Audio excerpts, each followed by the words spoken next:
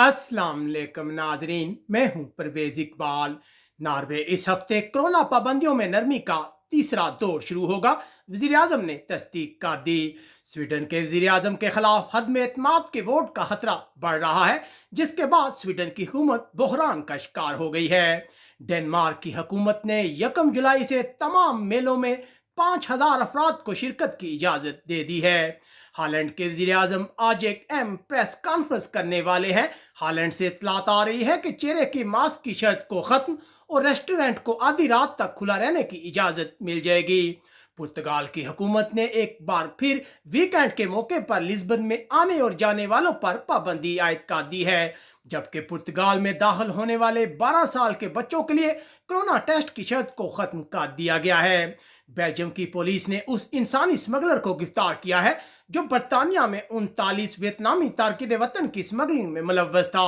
Belgium गुज़िश्ता रोज तूफानी बारिश के बाद अक्सर इलाकों में रोडें ज़ेरे आब आ गई हैं।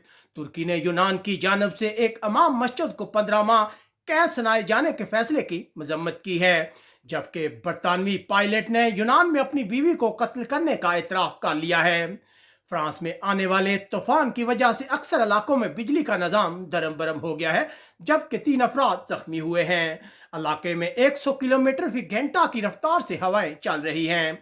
जर्मनी की हुकूमत 25 जून से ऐसे तमाम गैर यूरोपीय लोगों के लिए अपने बॉर्डर्स खोलने वाली है जिन्होंने कोरोना वैक्सीन की मुकम्मल खुराकें हासिल की है। बरतानिया वेल्स के इलाके में कोरोना पाबंदियां मजीद 4 हफ्ते जारी रहेंगी। हुक्काम का कहना है कि इलाके में कोरोना की तीसरी लहर शुरू हो चुकी है, जबकि इंग्लैंड डेल्टा वायरस की वजह से अस्पताल में दाखिल होने वाले मरीजों की तादाद गुज़िश्ता हफ्ते के मुकाबले में डबल हो गई है। इटली हुक्काम ने लोगों को खबरदार किया है कि इस वीकेंड पर दर्जा हरारत 40 सेंटीग्रेड तक जा सकता है, जबकि इटली की हुकूमत ने इंसानी हमदर्दी की बिना पर लीबिया से 500 तारकिन वतन लेने पर रजामंदी जाहिर की है।